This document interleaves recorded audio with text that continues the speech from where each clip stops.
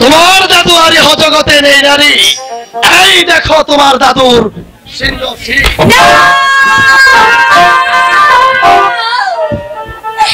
দাদু কথা বলো দাদু, তুমি আজ কোথায় দাদু? আমাকে একা রেখে তুমি কোথায় গেলে দাদু? ওগো দাদু, এবার আমি কাকে নিয়ে বেঁচে থাকবো দাদু?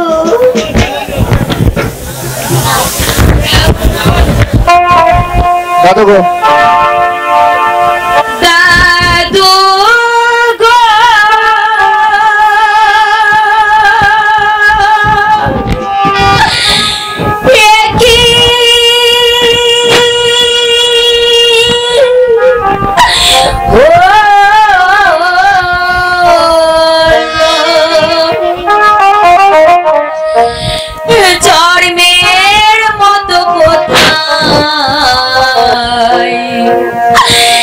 গেলা গো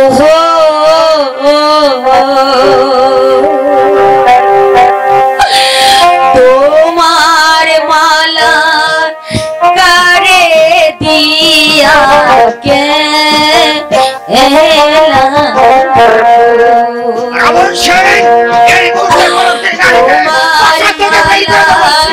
কারে দিয়া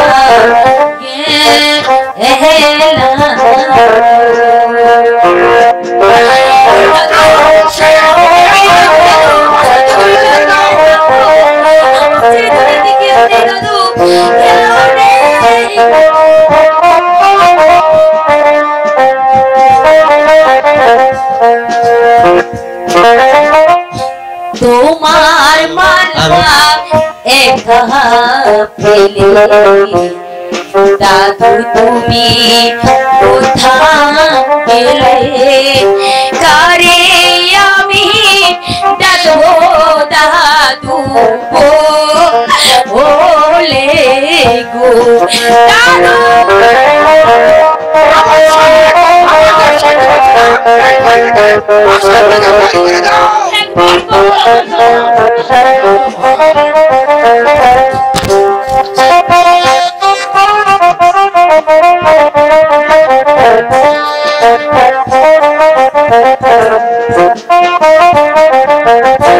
তোমার মালা একা ফেলে দাদু তুমি কোথায় গেলে? কারে আমি ডাকবো দাদু বলে দাদু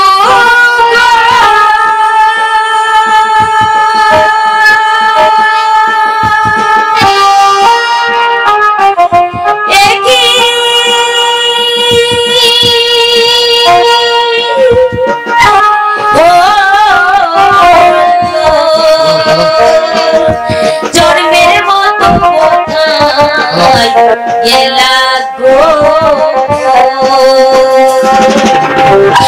তোমার মালা কারে দিয়া গেলা গো দাদু। আমি কাকে সেই নির্যাতিতের নারী দেখি দেখি মালা তুমি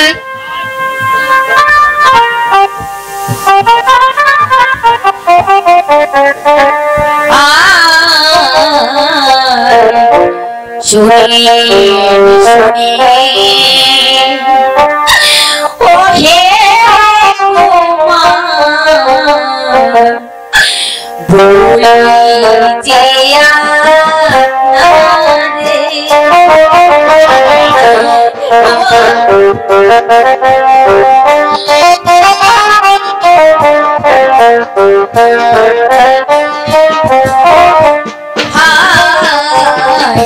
শুনিন শুনিন ও গো কুমার ভুলি যে আপনারে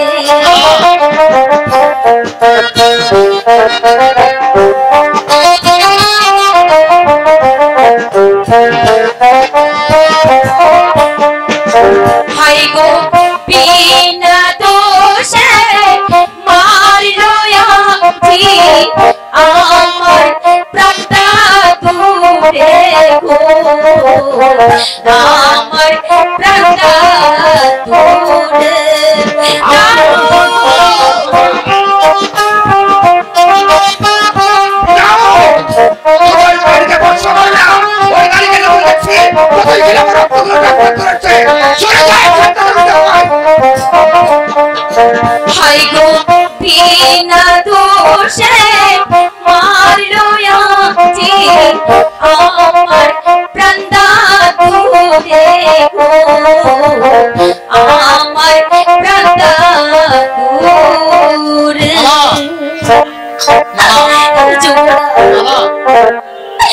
বলুন যুবরাজ, এখন আমি কাকে নিয়ে থাকবো, আমি কোথায় যাব? আপনি আমাকে বলে দিন যুবরাজ, আপনি আমাকে বলে দিন। আমার অপরাধ ক্ষমা করো মালা। আমি বুঝতে পারিনি রাজপ্রাসাদে এমন একটা কিছু হয়ে যাবে। বলুন পিতা, কেন আপনি নিরপরাধ বাসুদেবকে হত্যা করেছেন? আপনার কি ক্ষতি করেছিল ওই গরিব অসহায় বাসুদেব? যুবরাজ, বলো মালা। আজ যে আমি সর্বহারা, আমি কার কাছে যাব, আমি কোথায় যাব, আমি যে কিচ্ছু ভেবে পাচ্ছি না যুবরাজ। পিতা, আপনার কাছে আমার অনুরোধ, এই নারীকে আপনাকে চাকরানি হিসাবে রাজধর্মে পাঠিয়ে দিন। অসম্ভব। যে নারীর জন্য আমার মান সম্মান ধূলিসাৎ হয়ে গেছে, তাকে আমি আশ্রয় দিতে পারবো না। রাবণ সেন, মহারাজ, এই মুহূর্তে এই কলঙ্কি নারীটাকে প্রাসাদ থেকে বের করে দাও। আপনার আদেশ পিতা! শিরোধার্য। চুপ করো বিজয়। আর তুমি যদি কোনো প্রতিবাদ করতে চাও, তাহলে তোমাকেও পথে নেমে যেতে হবে। চুপ করো, আমি তোমাকে পুত্র বড় ক্ষমা করবো না। বেশ, তাই যদি হয় তবে আমি আজ মালার হাত ধরে আপনার হাসপাতাল ছেড়ে চলে যাচ্ছি। তবে যাওয়ার আগে আপনাকে একটা কথা বলে যাচ্ছি, যাদের কিনে আপনি তাদের রাজত্ব চালাচ্ছেন, দুদিন পর সেই রাজত্ব আপনার থাকবে না। সেই দেশগুলোর জন্য আপনাকে অনুষ্ঠ করা করে বিজয়, তুই যাস নি বাবা, বিজয়, তুই যাস নি। এবার কি পরিণাম? সামান্য একটা নারীর মুখে যুবরাজ আপনাকে পর্যন্ত ছেড়ে চলে গেল। যাক, সবাই চলে যাক, তবু আমি এতটুকু ভেঙে পড়তে চলবে না। অন্যায় অন্যায়ের বিচার আমাদের করতেই হবে। চলো চলো রাবণ সেন, তাই চলুন মহারাজ।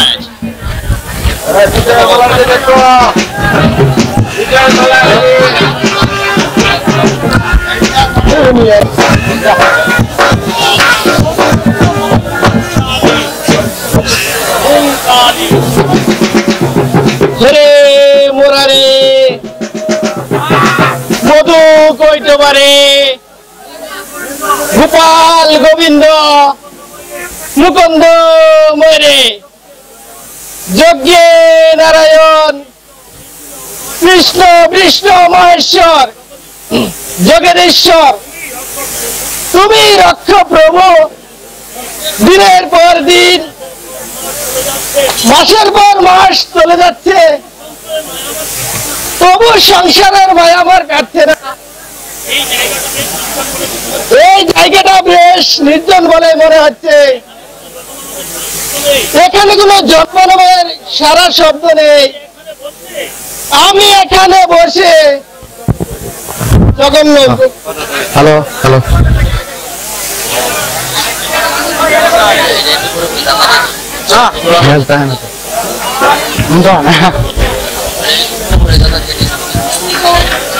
হ্যালো হ্যালো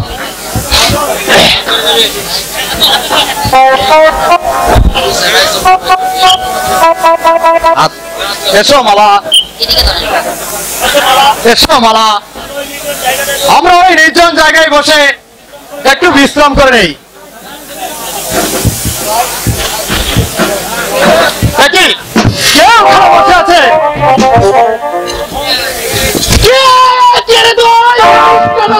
আমার জন্মগ্ন করলি, আমি না বাবা, আমাদেরকে অভিশাপ দেবেন না। আমরা খুব বিপদে পড়ে এখানে এসেছি। আমি আপনাদের পায়ে ধরে বলবো, আমাদেরকে ক্ষমা করে দিন। না, 10 বছর দেব আমি এখানে বসে তপস্যা করছি, আর তোদের আগমনে আমার সকল সাধনা নষ্ট হয়ে গেল। আমাদের আগমনে আপনার তপস্যা হরে পাপিষ্ঠ নারী, তুই কি জানিস না নারীর মুখে মানুষ বিধাতার দীক্ষা পর্যন্ত বলে যা। হয়তো আমি স্ত্রী কন্যা সবকিছু ত্যাগ করে এই নির্জনে বসে এই ঈশ্বরকে সাধনা করছি, আর তুই কিনা আমার সকল সাধনা নষ্ট করে দিলি। তাই আমি তো গভীর বাবা, আমরা রাজে যিনি তোমার ধ্যান ভঙ্গ করেছি, তুমি আমাদেরকে ক্ষমা করে দাও বাবা। ক্ষমা করে পাবি না, শাস্তি তাদের পেতে হবে। বাবা, তোমার দুটি পায়ে ধরে বলছি, এবারকের মতো তুমি আমাদেরকে ক্ষমা করে দাও। আমিও তোমার যদি পায়ে ধরে বলছি, তুমি আমাদেরকে ক্ষমা করে দাও। সরে যারা ভাবিস না রে, বাবা, আমাকে স্পর্শ করবি না রে ভাবিস না রে। সোনা সোনা সাধু বলি তো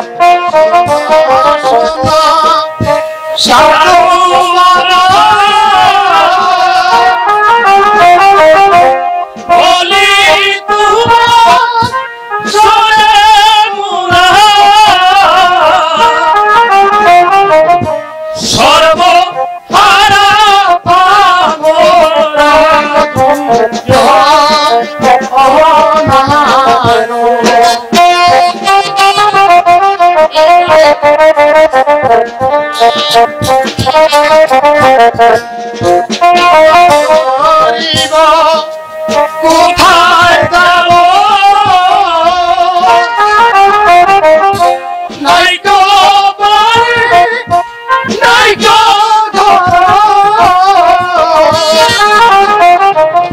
দয়া করে আশ্রয় দেন মধ্যে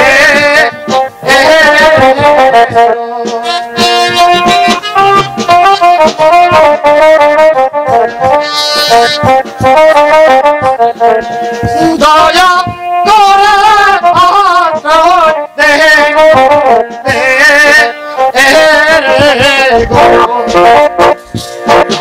ছিলাম আমি রাজার ছেলে, করো দোষে আজ পথের দ্বারে, বনে বনে ঘুরিয়া বেড়া ঘুরিয়া বেড়া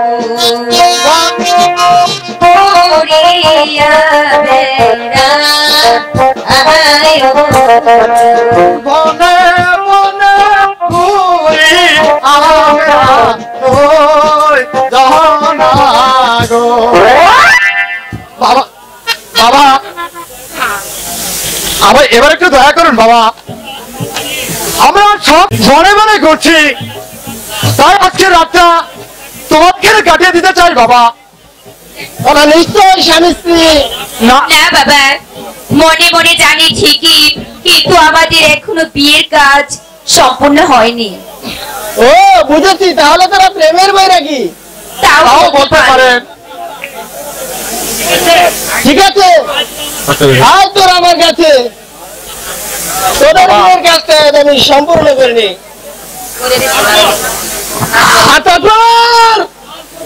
কাল 32 সিধা চলে দেবো ডাকাতের রাস্তা। তোদের ভয় পাওয়ার কিছু নেই, সে যেমন জনদরদি তেমনি গরিবের বন্ধু, উপবাসী মানুষের মুখে তুলে দেয় অন্ন, বস্ত্রহীন মানুষকে দেয় বস্ত্র, আর আশ্রয়হীন মানুষকে দেয় আশ্রয়। আয় তোর আমার সাথে। ঠিক আছে, তাই চলুন। তাই চলো বাবা, তাই চলো।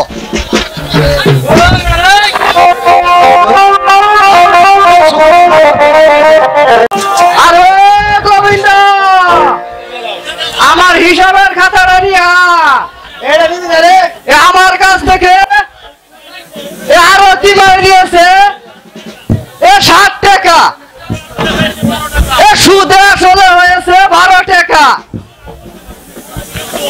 আমার আসল টাকা 2 দিন পরে দিলেও চলবে। সুদের টাকা আমাকে এক্ষুনি দিতে হবে। আমার সুদে আসলে হয়েছে 7 5 14 টাকা। কে বলেছে হুজুর 14 টাকা? এই 7 আর 5 হবে গিয়া 12 টাকা। 12 টাকা। দে আমার খাতা দে।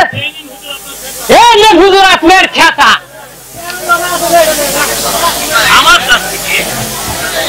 আমার কাছ থেকে ফটিকে মারিস 30 টাকা।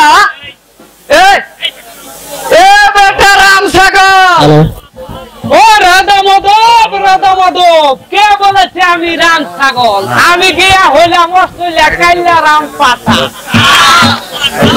রাম পাঠা। এই নে 30-এর ডাইনে একটা শূন্য বসিয়ে দে। তাহলে যে 300 হয়ে যাবে হুজুর। গোবিন্দ, তোর আর আমার মাঝে যদি কথা ভাস না হয়, এটা কেউ জানবে না। এই ফটিকের মায়ের বাড়ি মিটা আমি তোর নামে লিখে দিব। তাহলে যে রাতারাতি আঙ্গুল ফুলে কলা গাছ, মানে একেবারে বড় লোক। এই নে খাতা, 30-এর ডাইনে একটা শূন্য বসিয়ে দে। দেন হুজুর। এই আমি একেবারে টাকের চাক্কার মতো বড় বড় 2 শূন্য বসিয়ে দিচ্ছি। ভালোই হয়েছে, একেবারে 3000 হয়ে গেল। দে আমার খাতা দে। এই নিন খাতা। হরিমোহন নিয়েছে 60 টাকা। 5 টাকা বাঁচানো সুদ হলে 3 মাসে হয়েছে 15 টাকা 15 আনা। 2 মাসে 10 টাকা দিলে বাকি থাকে কত? 5 টাকা 15 আনা। তুমি আবার কোন শালা? আমার সুদের টাকা অগ্রিম হিসাব করতে এসেছ? আমার সুদের টাকা রেখে দিলে আমি চক্রবর্তী সুদ আদায় করবো। আপনি সুদে আসলে কত টাকা আপনার জনভান্ডারে জমা করেছেন? তুমি আমার কে বাবাজি? হুজুরের টাকা হিসাব করতে এসেছো? সেই কৈফত কি তোমার কাছে দিতে হবে নাকি? বেটা জানোয়ার কোথাকার। আপনি ঠিকই বলেছেন মুখার্জি মশাই। বড় বড় বুলাওলা দেবতায় পাটা পায় না, আর তুমি এসেছো কিনা পট পট করতে। এক্ষুনি দিব কে তুমি বলছে যে ঠাট্টা করতে এসেছ? আমি ডাকাত। একদম চেঁচামেচি করলে এই পিস্তলে গুলিতে তোদের মাথা আমি উড়িয়ে দেবো। দিন মুখার্জি মশাই, দিন আপনার সিন্ধুকের চাবি দিন। এই সেরেছে হুজুর, এই সাক্ষাৎ জম দুধ দিছে দিন দিয়ে দিন, তাড়াতাড়ি চাবি দিয়ে দিন। আরে মুখার্জি বাড়ি টাকা আমি তাকে পুলিশে দেব। পুলিশ দেবার আগে আমি এখান থেকে কেটে পড়বো। তাড়াতাড়ি চাবি দিয়ে দিন, নইলে আমার হাতের পিস্তল এগুলিকে আপনার মাথাটা আমি উড়িয়ে দেবো। ওরে বাবা রে, তুমি একটু দাঁড়াও বাবা, আমি চাবি নিয়ে আসি। দাঁড়ান, দিন বলছি। না দিন আমি চাবি দেবো না। তাড়াতাড়ি ছবি দিয়ে দিন। আমি 1 2 3 বলার সাথে সাথে চাবি না দিলে তাহলে কিন্তু আমি গুলি করে দেবো। দিয়া দিন গুলি করবো। 2 দিচ্ছি বাবা, দিচ্ছি বাবা, বলছি এই যে বাবা দিচ্ছি দিচ্ছি।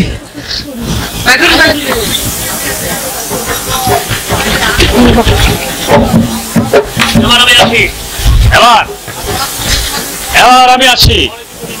অনেক কিছু নেবেন না। মনে কিছু না হুজুর, হুজুর কাম করতে হুজুর, খালি হুজুর আর হুজুর, বলি তোর কি হয়েছে? হুজুর এ বেটা ডাফতে চুড়ে আমি দুটি বরে হেগে দিয়েছি। হেগে দিয়েছিস? যা যা, এখান থেকে বেরিয়ে যা, বেরিয়ে যা এখান থেকে। হুজুর, হুজুর আরে যা, যা বলছি। হুজুর হে আপনার গেল টাকা, হে আমার গেল দুটি। আর যা বলছি। হুজুর ওই বেটার বিরুদ্ধে আমি লালিশ করবো, ওই বেটাকে আমি পুলিশে দেব। নালিশ করবো? তুই যা, যা এখান থেকে। যাচ্ছি হুজুর। হুজুর হে আপনার গেল টাকা, হে আমার গেল দুটি। হে ভালো মতো হুইচাই কি করবো এরা? নালিশ করবো, বেটাকে আমি পুলিশে দিব। তবে আমার নাম শ্রী শ্রী কালীচরণ মুখার্জি।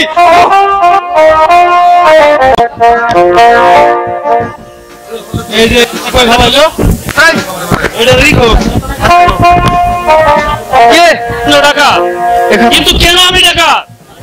রাজা সহ্য বাহুল্য করে আমাকে টাকা বানিয়েছে। দেখাইছি না আজ কাঞ্চন নগরে প্রজারা না খেয়ে থাকলেও রাজস্ব তাদেরকে দিতেই হবে। না হলে অত্যাচারী শোষণের কথায় পিছিয়ে মরতে হবে। কিন্তু কেন কেন আমরা এই নির্যাতন নীরবে সহ্য করবো?